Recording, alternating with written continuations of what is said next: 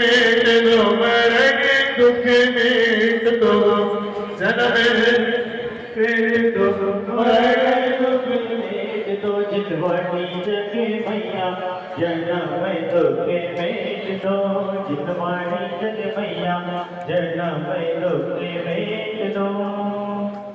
बोलो तो शांतामाई माता की जय हो। चलिए सभी लोग अपने स्थान पर बैठ जाएं और सभी शावर में अंदर बाहर जितने भी हैं वो आ जाएं। पूज्य श्री की मंगल में देख भाई हमें निर्देशन नहीं मिला था स्वयं करेंगे इसलिए हम वैसे चल रहे हैं। ठीक है चलिए।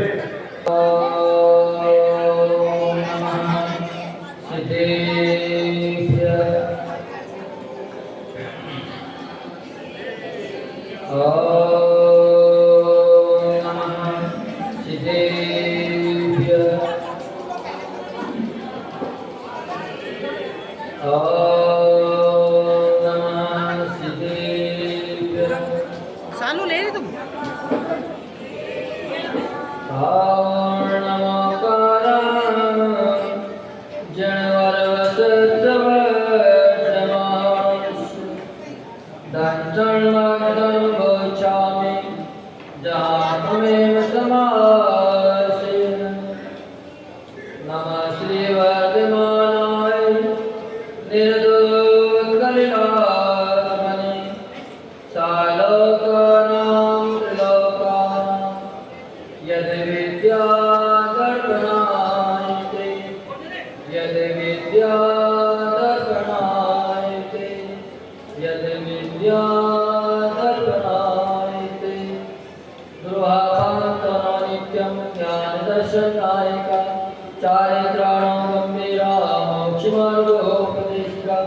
जो देवादेव एक अजितनाथ भगवान की जय। जय बोलो देवादेव एक बोलना श्री शांतिनाथ भगवान की जय। जो देवादेव एक वर्तमान शासन में श्री महावीर भगवान की जय। गुरु नाम गुरु सूर्य कृष्णाचार्य श्री विराट सागर जी महामुनि की जय। आराध्य गुरुदेव दिनागम पंच प्रवर्तक भावलिंगी संत राष्ट्र के शमनाचार्य गुरुदेव आचार्य मधुवन श्री विमल सागर जी महामुनि की जय। दिनागम पंच पूज्य गुरु श्री विष्णु सागर जी महाराज की पूज्य गुरु श्री विष्णु सागर जी महाराज की। लोभ भाव अति काला है, लोभ भाव अति काला है, यो समझो कि हाला है। सोच भाव जब आता है, सोच भाव जब आता है, तभी धर्म उजियाला है। संतोषी प्राणी हो, संतोषी प्राणी सुखी सुख पाए रे। जीवन है पानी के हो, कब मिट जाए रे। होनी अनहोनी हो, होनी अनहोनी कब क्या घट जाए रे। जीवन है पानी के हो, कब मिट जाए रे। जय गुजरागम पंथो अनादि अनिरंजन जनागम पंथ जय वैष्णव। हे भव्य आत्मा ज्ञान आत्मा अपन सभी अपने आत्म के लिए आत्मोत्थान के लिए प्रभु की आराधना कर रहे हैं। काय के लिए कर रहे हैं? अपने आत्मा का उत्थान करने, कर्मों का नाश करने के लिए, सुख की प्राप्ति के लिए। बिना लोभ के कोई भी कार्य नहीं करते, बिना मतलब के कोई कार्य नहीं किया जाता। अगर प्यास न लगी हो तो कोई भी पानी पीने की चेष्टा नहीं करता। तो हमें भी प्यास किसकी लगी है? कर्मों के नाश की लगी है। हमें भी भूख प्यास का नाश करना है, प्रभु जैसा बनना है। इसीलिए अपन सभी प्रभु की आराधना कर रहे हैं। गत 3 दिनों से अपन धर्म का स्वरूप जान रहे हैं, धर्म का लक्षण जान रहे हैं। क्योंकि जब तक लक्षण नहीं जानते हैं तब तक उसका ज्ञान नहीं होता है। वस्तु का ज्ञान तभी होता है जब से गुण से अपन अवगत हो जाते हैं, उसके स्वभाव से अवगत हो जाते हैं। तो अपन सभी अपने आत्मा के धर्म के स्वभाव को जानने के लिए यहाँ 3 दिनों से मेहनत करके आ रहे हैं। आज चौथा दिन है। काय का दिन है? शौच धर्म का दिन है। भगवान अपने को बता रहे हैं कि जब तक शुचिता मन में नहीं आ जाएगी, हृदय में शुचिता नहीं आ जाएगी, तब तक अपन स्वभाव की प्राप्ति नहीं कर सकते। अगर कोई पात्र गंदा है और उस पात्र में अगर कोई आपके पास भिक्षा लेने भी आ जाए और आपने बनाई है बढ़िया मेवा मिष्ठान डाल के खीर, तो क्या आप गंदे पात्र में उसको खीर परोस दोगे? नहीं परोस, क्योंकि आपको पता है कि हमारे स्वादिष्ट खीर भी इस पात्र में जाते हैं खराब हो जाएगी। दूध कभी भी मेले पात्र में नहीं डालते हैं, क्योंकि मेले पात्र में जाते हैं दूध फट जाएगा। तो जब अपन सभी इस संसार की तुच्छ वस्तु का भी इतना ध्यान रखते हैं, तो फिर भगवान अपन से कह रहे हैं कि भैया तुम्हारा मल मेला है, कुचेला है, राग द्वेष से भरा है, लोभ क्रोध मान माया लोभ की गंदगी से भरा है। हम तुम्हारे पात्र में सोच तरह कैसे डाल दें? सोच तभी अपने आत्मा में आ सकता है जब अपना हृदय बिल्कुल स्वच्छ हो, क्योंकि स्वच्छ आप सोचो कि मात्र पानी के स्थान से स्वच्छ हो जाएगा तो हो नहीं सकता। पानी से मात्र हम देव को शुद्ध कर सकते हैं, देव को शुद्ध कर सकते हैं, लेकिन आत्मा को शुद्ध करने के लिए अपने को प्रभु के गुणों का आसरा लेना पड़ेगा। अपनी आत्मा को पवित्र करना पड़ेगा, मन को पवित्र करना पड़ेगा, क्योंकि जब तक मन मेला रहेगा तब कोई भी वस्तु अपने पात्र में आएगी नहीं। क्योंकि आचार्य लोगों ने 3 दिन से पहले मेहनत कर रहे हैं। सर्वप्रथम अपने को बताया वो क्षमा का स्वरूप, कि जब तक तुम्हारे अंदर क्षमा नहीं आ जाएगी तब तक तुम क्रोध को नहीं जीत पाओगे। दूसरे दिन बताया आचार्य लोगों ने क्रोध का स्वरूप। महावीर धर्म का स्वरूप दूसरे दिन आचार्य लोगों ने अपने को बताया कि जब तक आपका अहंकार नहीं गिर जाएगा तब भी आप झुक नहीं पाओगे। तीसरे दिन कल आचार्य लोगों ने अपने को बताया था आर्य धर्म का स्वरूप, क्योंकि आर्य सरलता जब आ जाती है तभी मन सोच हो पाता है। जब तक सरलता नहीं आता है तब तक मन सोच नहीं है। अब इसके बाद वैसे तो सत्य धर्म को आना चाहिए था। किसको आना चाहिए था? सत्य धर्म को। पर आचार्य लोगों ने पहले सत्य धर्म को नहीं लिया, क्योंकि जब तक मन में खटास है तब तक आप सत्य नहीं बोल सकते। सत्य बोलने के लिए बहुत ऊंची पावर चाहिए। इसलिए आचार्य लोगों ने ये सोचा कि पहले इनका हृदय साफ कर दिया जाए, मन की मलिनता मिट दी जाए, ताकि इनके पात्र में फिर सत्य जाने के बाद विकृति को प्राप्त न हो। तो आचार्य लोग बड़ी कृपालु है, अपने ऊपर सतत प्रतिदिन कोई न कोई दृष्टांत देके अपने को समझाने की कोशिश कर रहे हैं कि ऐसे नहीं, ऐसे इनका उद्धार हो जाए, क्योंकि उद्धार होना बड़ा कठिन काम है। परिवार को चलाना कोई ज्यादा कठिन काम नहीं है। अगर कोई पागल व्यक्ति है, वो कोई काम धंधा भी नहीं कर जानता है, उसकी गोद भी सही नहीं है, फिर भी अगर आपने उसकी शादी कर दी तो परिवार उसका भी चल जाता है। ऐसा नहीं कि पागल व्यक्ति का परिवार नहीं चलता, उसका भी परिवार चल जाता है। उसके यहाँ भी संतान की उत्पत्ति हो जाती है। तो संसारिक कार्य करने में कोई ज़्यादा मेहनत की बात नहीं, तो अनादि के संस्कार हैं और जैसे संस्कार होते हैं वैसी क्रिया स्वतः ही चली जाती है। जैनियों को बच्चों को कोई भी व्यापार करना नहीं सिखाता है, किसान के बेटे को कोई भी हल चलाना सिखाता नहीं है, मात्र वो देखते ही सीख जाता है, उसको उसका ज्ञान स्वतः ही हो जाता है। तो आचार्य भगवान भी सोच रहे हैं अपन से कभी आप अपने मन को स्वच्छ करो। जिस दिन आपका मन स्वच्छ हो जाएगा उसी दिन निश्चित ही आप भगवान के लक्षणों को प्राप्त हो जाओगे, आत्म स्वभाव को प्राप्त हो जाओगे। तो एक सूत्र आता है, सुचिर भावम शौचम, पवित्रता के परिणाम होना और निर्मल मन का होना, चेतना में निर्मलता का आना, ये बहुत बड़ा सहज काम है, आ सकती है, पर उसको सोच बनाना बहुत कठिन काम है। मन में परिणाम आ सकते हैं लेकिन उसको रोक पाना बड़ा कठिन काम है।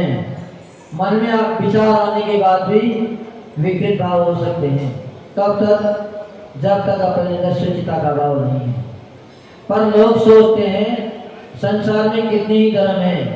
कई लोग तो यहाँ तक मानते हैं कि मात्र गंगा में स्नान करते ही पाप धुल जाते हैं। एक दृष्टांत अपने को मिलता है महाभारत का। जब कौरव पांडवों का युद्ध हो गया, युद्ध होकर जब समाप्ति हो गई, तो युधिष्ठिर था, उसने बड़ा चिंतन किया, क्योंकि बुद्धिमान जो भी होते हैं, श्रेष्ठ व्यापारी जो भी होता है, वो पूरे दिन व्यापार करने के बाद जब घर आता है तो अपने पूरे व्यापार का लेखा जोखा लेता है कि कितना नुकसान हुआ, कितना नफा हुआ, कौन सी वस्तु में विशेष अपने को मुनाफा मिला, ताकि कल उसी वस्तु को विशेष लाएं। क्योंकि जिस वस्तु से अगर नुकसान हो जाता है तो उस वस्तु को दोबारा खरीदने की कोई भी कोशिश नहीं करता। ऐसे ही युधिष्ठिर बड़ा विद्वान था, तत्वों का जानकार था, सम्यक दृष्टि जीव था, तद्भव मोक्षगामी था। पर जब तक व्यक्ति संसार में रहते हैं तो उसके जीवन में लोभ की तृष्णा रहती है। लोभ विशेष तौर से रहता है, खुद ना करना चाहे लेकिन परिवारी जनों के बीच में रहते हैं। जैसी संगति करते हैं वैसा ही असर धीरे धीरे आ जाता है। तो राज्य की प्राप्ति के लिए न चाहते हुए भी उन्हें युद्ध करना पड़ा, और युद्ध में अपने ही परिजनों का, अपने ही कुटुंबियों का उन्होंने घात किया। जब युद्ध समाप्त होगा तो उनको भी विचार आया कि हमने तो बहुत बड़ा अनर्थ कर दिया। कहाँ तो हम धर्म को पालने वाले थे, कहाँ सम्यक दर्शन बड़ी मुश्किल से प्राप्त किया, प्रभु की आराधना में मन लगाते, और कहाँ इस तुच्छ थोड़े से राज्य के लिए अपने ही कुटुंबियों का घात कर दिया। जिसका कोई स्वार्थ नहीं था उस सेना का भी नरसंहार कर दिया। बड़ा चिंतित हो रहा था, दुखी हो रहा था, सोचा इसका पाप कैसे धुल जाए। पर जब तक संगति सही नहीं मिलती है तब तक यहाँ वहाँ के विचार आने लग जाते हैं। किसी व्यक्ति ने कहा कि भैया अगर आप गंगा में स्नान कराओगे तो आपके सारे पाप धुल जाएंगे, क्योंकि गंगा बहुत पवित्र है। गंगा पवित्र माने जाते हैं, हिमालय से निकलती है, कहीं भी उसमें अपवित्रता का कोई नाम निशान नहीं है, और सभी गंगा पर जाते हैं। आज भी जाते हैं लोग, सोचते हैं सबका गंगा स्नान हो जाए। तो जब ये बात उन्होंने सुनी तो सबने सोचा, पांचों भाइयों ने मंत्रणा करी कि ये काम जल्दी से जल्दी कर लिया जाए। सभी लोग जैसे जाने की तैयारी हुई तो अर्जुन बोला कि अपन ने जितना भी ये ऐश्वर्य प्राप्त किया है, ये युद्ध अपने जीता है तो मात्र केशव के मात्र पर जीता है। श्री कृष्ण अगर हमारे साथ न होते तो हम कभी भी विजय को प्राप्त नहीं हो पाते। तो क्यों न उनको भी साथ ले चलें, क्योंकि अपने इष्ट मित्र होते हैं, विशेष परिजन होते हैं, अपने सहायक होते हैं, तो उसको भी अपन तीर्थ यात्रा को ले जाने की कोशिश करते हैं। पांचों भाई श्री कृष्ण के पास पहुंच गए कि भैया हमारे द्वारा बहुत पाप हो गया है, बहुत नरसंहार हुआ है, पशुओं का हमने बलिदान कर दिया है, अपने ही कुटुंबियों का नाश कर दिया है। तो हमारा मन बड़ा व्यतीत है, बहुत आकुल व्याकुल हो रहा है मन, हम चाहते हैं कि इन पापों को धो दें। तो विद्वान बताते हैं कि गंगा में स्नान करते ही हमारे पाप धुल जाते हैं। पर कृष्ण बड़े चतुर थे, ऐसा नहीं थे कि वह सभी लोग सोचते हैं कि वो तो मात्र छल कपट में रास लीला में लगे रहे, पर ऐसा नहीं था। वो भी सम्यक दृष्टि जीव थे। कैसे थे? सम्यक दृष्टि जीव थे, जिनेंद्र भगवान के परम भक्त थे। क्योंकि उनके कुल में तो स्वयं चैतन्य का ही जन्म हुआ था। नेमिनाथ भगवान तो उन्हीं के ही चचेरे भाई थे, तो हर बात को जानते थे। उन्होंने कहा कि भैया विचार आया मन में कि ये कहाँ जा रहे हैं, कैसे मोड़ है, कहीं गंगा में स्नान करने से भी कोई पवित्र हो जाते हैं। पर अगर अपन को इनको अभी समझाएंगे तो इनको कोई बात समझ में नहीं बैठेगी, क्योंकि हर व्यक्ति चोट खाने भी सुधरता है। जब तक चोट नहीं लगती है तो कोई भी मानने को तैयार नहीं होता है। तो श्री कृष्ण ने भी उनसे कहा कि भैया हमारा तो अभी बहुत काम है, रात कार्य संभालना है, बहुत दिन से हम रात कार्य नहीं संभाल पाए हैं, पर तुम आए हो तो तुम्हारा भी मान सम्मान रखना हमारा काम है। तो तुम ऐसा करो, हमारे प्रतिनिधि के रूप में एक ये हमारे पास तुम भी रखी है, इसको हाँ तो हम अपने साथ रखते हैं, आप इसको अपने साथ तीर्थ यात्रा में ले जाना, और जहाँ जहाँ भी आप स्नान करो, चाहे गंगा में जाओ, यमुना में जाओ, जहाँ जहाँ भी आप जाओ वहाँ आप अगर 2 बार डुबकी लगाओगे तो मेरे को 3 बार डुबकी लगाना, क्योंकि एक बार तो इसको स्वयं की डुबकी लगाना है, एक बार हमारे लिए लगाना है, क्योंकि ये हमारा प्रतिनिधि है। सभी पांडव बड़े खुश हुए कि चलो कोई बात नहीं, उनके पास समय नहीं है, पर उन्होंने अपना प्रतिनिधि के रूप में कोई तो हमारे साथ भेज दिया। सभी लोग बड़ी हंसी खुशी से गए, जहाँ जहाँ भी वो स्नान करते, चाहे गंगा में जाते, यमुना में जाते, जिस जिस नदी में भी वो गए, सभी नदियों में उन्होंने बड़े पवित्र मन से स्नान किया, बड़े प्रसन्नता के साथ स्नान किया, और साथ ही तुमने को भी स्नान करवाया। एक बार नहीं 3 बार करवाया। सब जगह की जब यात्रा कर चुके तो वापिस अपने देश को लौटते ही सबने विचार मंत्रणा करी कि सबसे पहले केशव को अपनी अमानत संभला दी जाए, उनके प्रतिनिधि को उनके पास पहुंचा दिया जाए। जैसे ही पांडव श्री कृष्ण के पास पहुंचे तो उनको देखते ही श्री कृष्ण बड़े मुस्कुरा रहे थे, मंद मंद मुस्कान थी उनके चेहरे पर। सभी लोग सोच रहे थे पांडव कहाँ यात्रा करके पूर्णतया सकुशल वापिस आ गए, इसलिए केशव मुस्कुरा रहे होंगे, पर वो इसलिए नहीं मुस्कुरा रहे। वो मुस्कुरा रहे थे उनकी मूर्खता पर, उनकी अज्ञानता पर मुस्कुरा रहे थे कि कैसे मूर्ख आदमी है।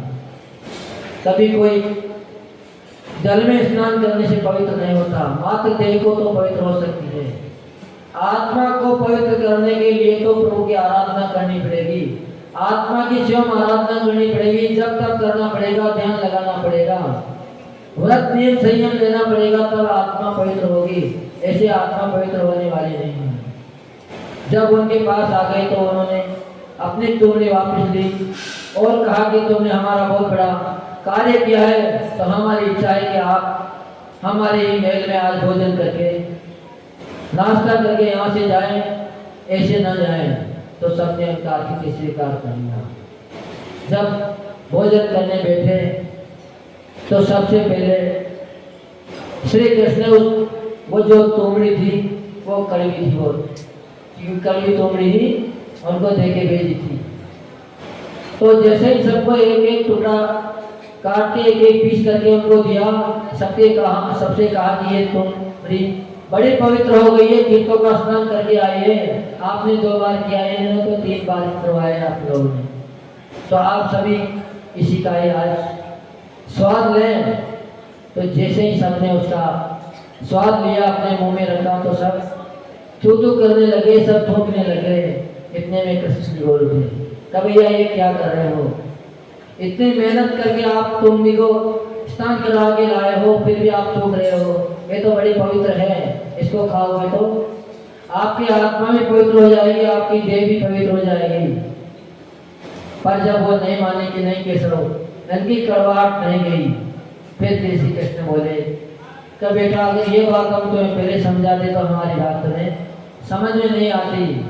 तो जब ये तोमड़ी अपनी कड़वाहट नहीं छोड़ पाई गंगा के स्थान से, तो तुम्हारे पाप कैसे धुल जाएंगे, तुम्हारे पाप कभी गंगा स्नान से नहीं धुल सकते। अगर गंगा स्नान से ही पवित्रता हो जाती तो उसमें जितने भी जलचर जीव रहते हैं वो तो सभी पवित्र हो जाते, उनके जीवन में तो कोई कलंक लेता ही नहीं, तब जाके उनके बाद कुछ समझ नहीं बैठी। तो अपन को भी आज आचार्य भगवान कह रहे हैं कि आपको सभी को आज लोभ का दिन है। सोच धर्म किसको दर्शा रहा है? लोभ को दर्शा रहा है कि अपना लोभ किसी न किसी पूरा हो। जब तक आपने 3 कसाई पहले समाप्त कर दी, क्रोध आपने जीत लिया, मान आपने जीत लिया और मायाचारी भी आपने जीत ली, लेकिन आप सभी को मालूम होना होगा कि लोभ कहाँ तक जाता है। लोभ ऐसे समाप्त होने वाला नहीं है। मुनि राजों के भी 10वें गुणस्थान पे पहुंचने के बाद लोभ समाप्त होता है। आप सोचोगे हम लोभी ना हो, हम भी लोभी हैं, हमारा भी ये लोभ खत्म हुआ नहीं है, लेकिन पूज्य गुरुदेव ने कृपा करके हमें वो रास्ता बता दिया कि बेटा इस रास्ते पे चलोगे तो आपका लोभ धीरे धीरे खत्म हो जाएगा। पर लोभ बहुत कठिन काम है। एक छोटी सी चिंगारी भी क्योंकि आग तो आग ही होती है। अगर बड़े सारे कपास के ढेर पे अगर गिर जाए तो पूरे कपास को जला सकती है। पर आप सब इतने लोभी हो कि अगर आपको साक्षात कोई द्रव्य के प्रति अगर द्रव्य ना दें, तुरंत आपको चमत्कार ना दिखें, तो कोई 2 रुपये भी खर्च करने की कोशिश नहीं करता। पर अगर किसी विद्वान के पास या ज्योतिषी के पास आप पहुंच गए और उन्होंने आपकी चेष्टा देख के समझ लिया कि ये व्यक्ति बहुत लोभी है, इसको पहले लोभ की बात बताई जाए तो सबको मालूम है कि कोई किसी का भला कर नहीं सकता। भला तो शिव के प्रणाम से होगा। शिव के जब तक प्रणाम शांत न हो जाएंगे तब तक किसी का कोई भला कर नहीं सकता।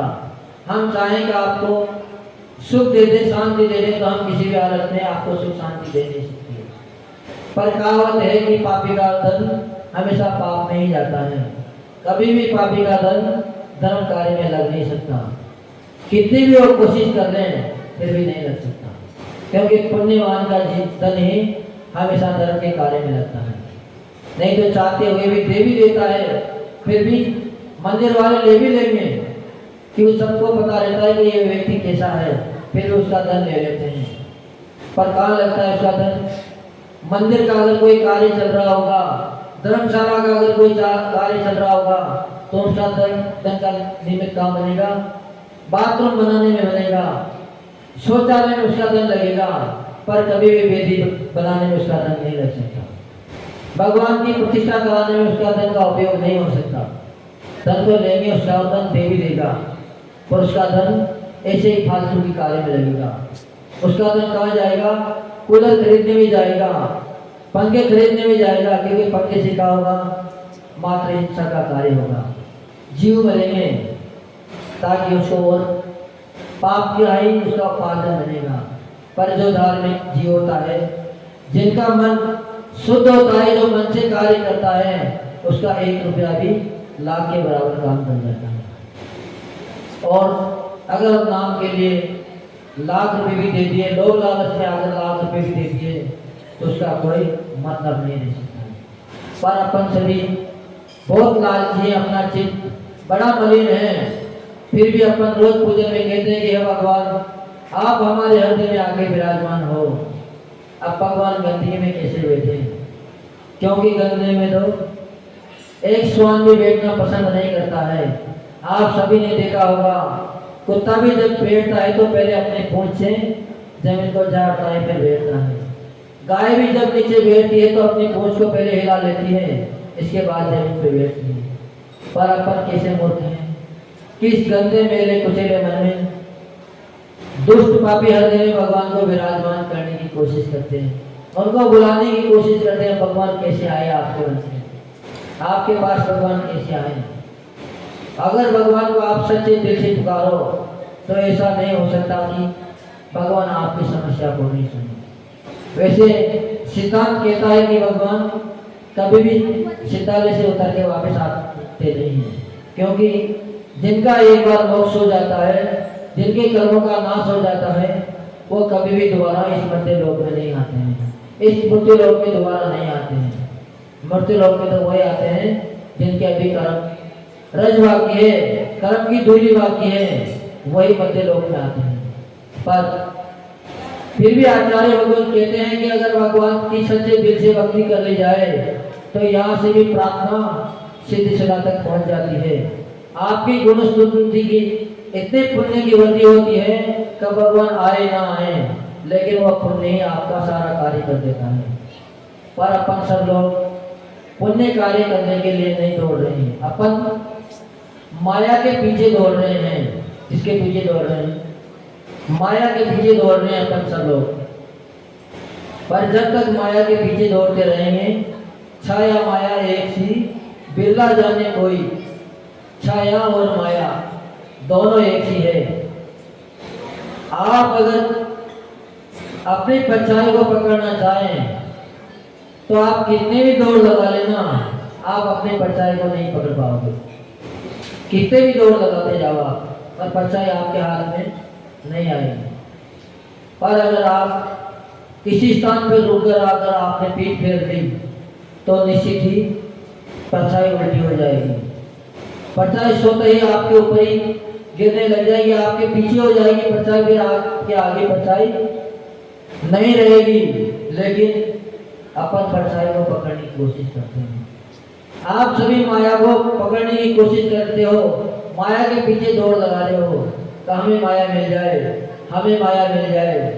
पर मात्र दौड़ लगाने से, सोच विचार करने से आपको माया नहीं मिलेगी। जब भी माया मिलेगी आपको दान से मिलेगी। जितना जितना आप दान करते जाओगे उतनी ही माया आपको मिलती जाएगी। जितना जितना उसको छोड़ के जाओगे उतनी ही मिलती जाएगी। भगवान तीर्थंकर का जब जन्म हुआ तो उनके पास किसी बात की कमी थी नहीं थी, फिर भी उन्होंने सारी माया छोड़ दी।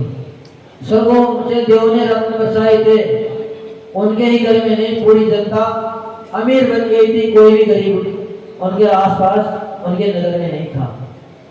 पर उनको मालूम था कि अगर हम इनको बटोरेंगे तो कभी भी अपने पास रह नहीं सकती।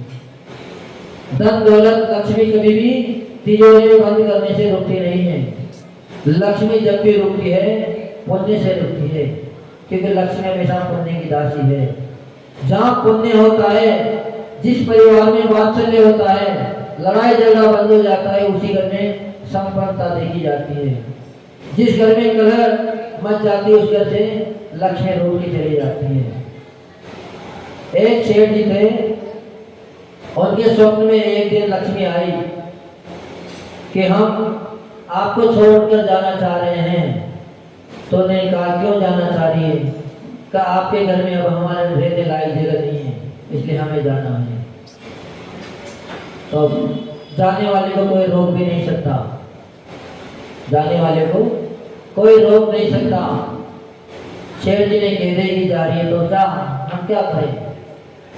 तो जैसे ही लक्ष्मी तो वहां से जाने को तैयार हो गई, वहां से चली गई। दूसरे दिन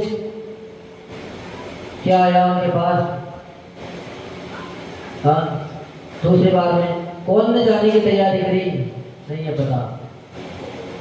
पर धीरे धीरे नंबर सभी का आता गया, सब आते गए और जाते गए।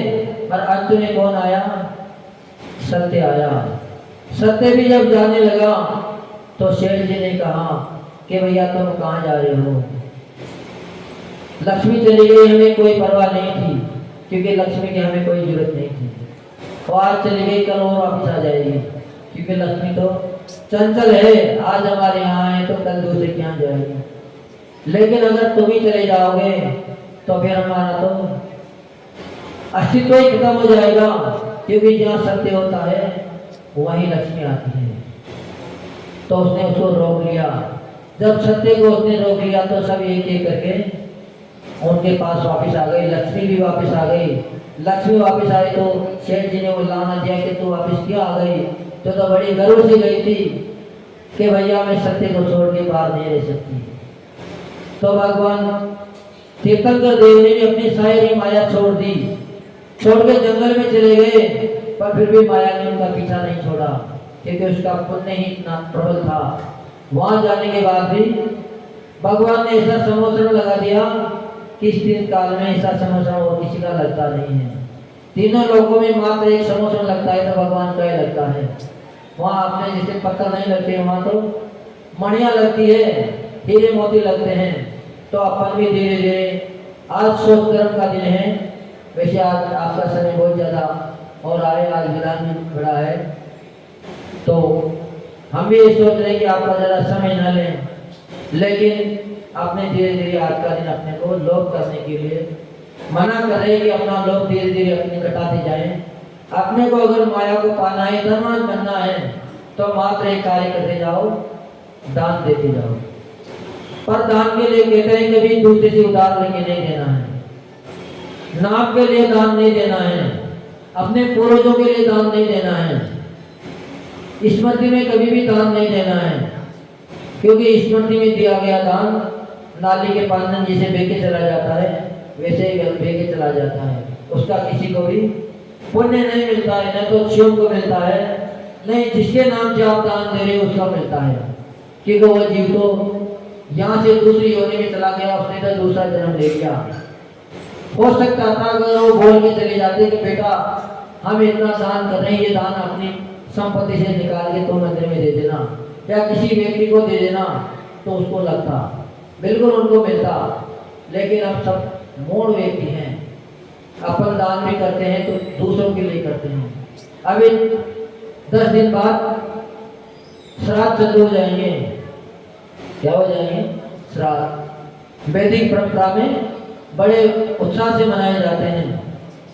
क्या सोचते हुए कि अपने पितरों का तर्पण करना है, पितरों की शांति के लिए हमें सब कुछ करना है। जीते जीतों को एक गिलास पानी नहीं पिलाया। एक कहावत आती है, जीवत बाप को डंडम डंडा, मरे हाड़ पहुंचावे गंगा। जब मर जाते हैं तो हाड़ों को भी काम पहुंचाते हो आप लोग, गंगा में ले जाते हो, बड़े सम्मान से ले जाते हो, और वहाँ पंडा पुजारी कहते हैं कि इतना इतना दान करो, तो आप सब दान करने के लिए तैयार हो जाते हैं। और जब जीते जी माँ बाप घर में थे तो 4 गाली सुनाते थे। कई लोग तो ऐसे हैं कि डंडे भी मार देते हैं। क्या करें, सहन करना पड़ेगा, और की स्थिति नहीं है। क्यों करना पड़ रहा है सर? ये सारी गलती उन्हीं की थी, क्योंकि जो गलती करता है उसी को ही सजा भोगनी पड़ती है। कर्मों का न्याय ऐसा है कि कभी भी कर्म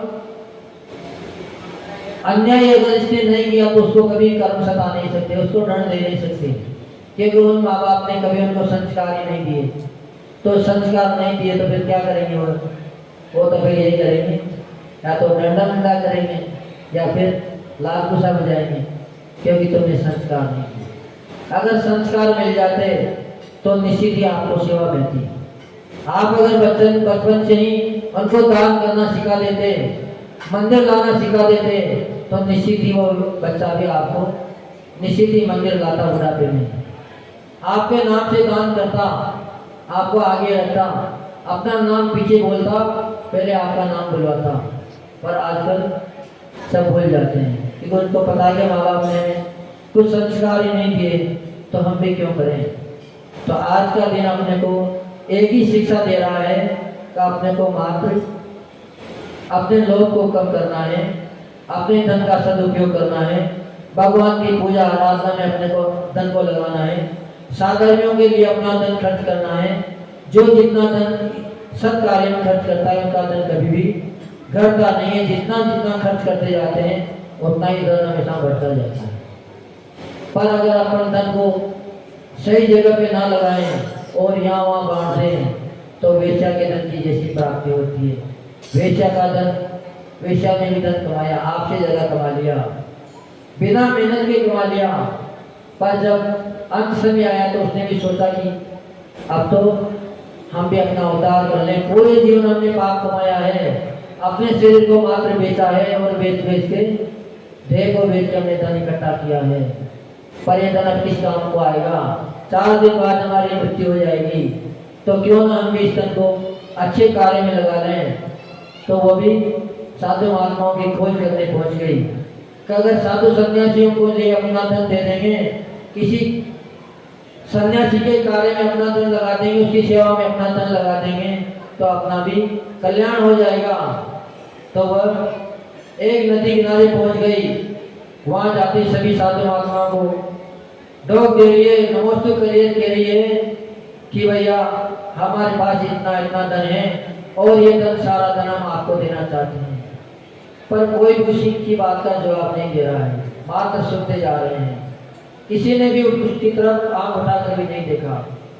उसी बात को एक पास में खड़ा हुआ एक बांट खड़ा था जो बेरुपये का काम करता था। एक जगह सुना, दो जगह सुना, तीसरी जगह सुना कि कोई भी इसके धन को लेने को तैयार नहीं है। पर यह हर किसी को देगी नहीं। इसकी इच्छा किसको देने की है?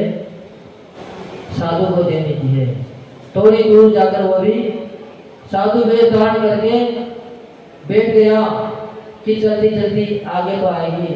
सबने मना करते गए, कोई भी नहीं किया, क्योंकि सच्चे साधु के लिए धन से कोई मतलब नहीं है। ऐसे अगर धन से ही मतलब होता तो घर परिवार का धन क्यों छोड़ते? तो धन से कोई मतलब नहीं, धन तो उसके पीछे पड़ा है। हम अगर किसी से कह दें कभी हमें ये जरूरत है तो हम एक से कहेंगे, अगर वहाँ 4 लोग खड़े हैं तो चारों ही लाने की कोशिश करेंगे। ये अभी देखा भी हमने, कहीं भी नहीं, मात्र चर्चा ही हो रही है, उसमें दूसरे दिन लाके टेबल पर रख देते हैं। पर अगर आप किसी से कहो, अपने बेटे से भी कहो, तभी टालता जाएगा। एक दिन टाल देगा, 2 दिन टाल देगा, अति आ जाएगी तब भी बड़ा दुखी होकर लाएगा कि अब तो लाना ही पड़ेगा। पर हमारे पास बिना मांगे ही लाते हैं तो, क्योंकि हमने उसका लोभ शोक किया।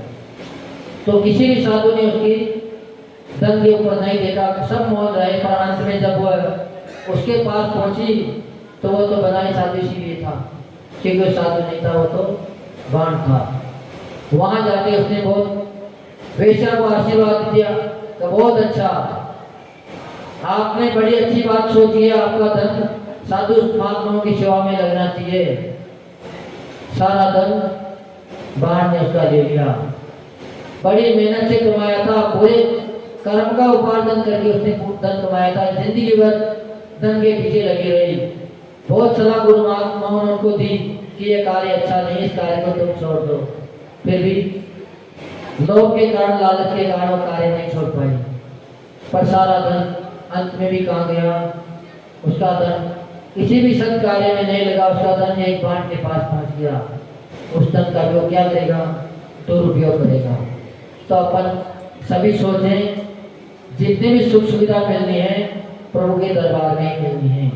ना तो आपके दुख को कोई तांत्रिक मेट सकता, ना कोई मांत्रिक मेट सकता, ना कोई ज्योतिषी मेट सकता, ना कोई पंडा पुजारी मेट सकता। आपका अगर दुख समाप्त करना है, आपको अगर संपत्तिवान बनना है, चक्रवर्ती जैसी संपदा आपको अगर प्राप्त करनी है, तो निश्चित भगवान की भक्ति में लग जाएं, भगवान की आराधना में लग जाएं और अपने पास जितना है उतने से प्रतिदिन दान देने का प्रयास करें।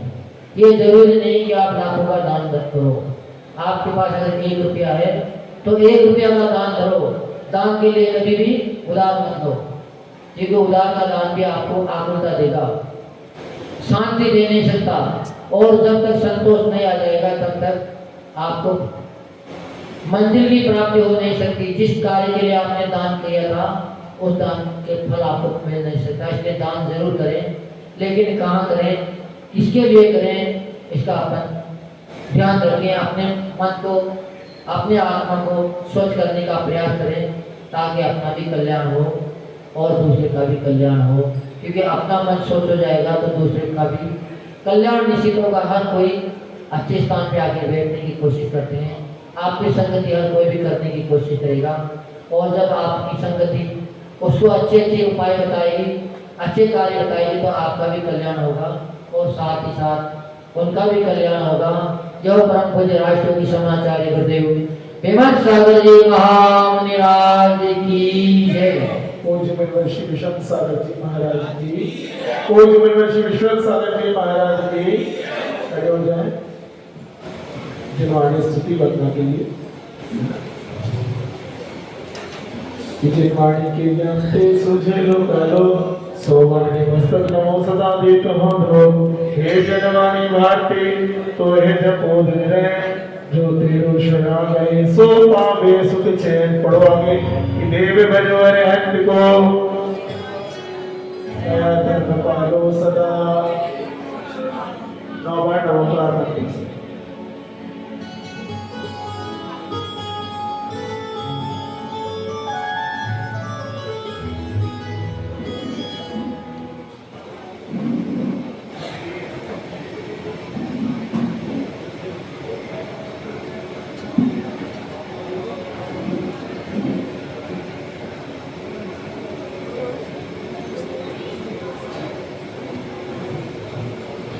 बिल्कुल शांत वाले माता की। चलिए खड़े रहें।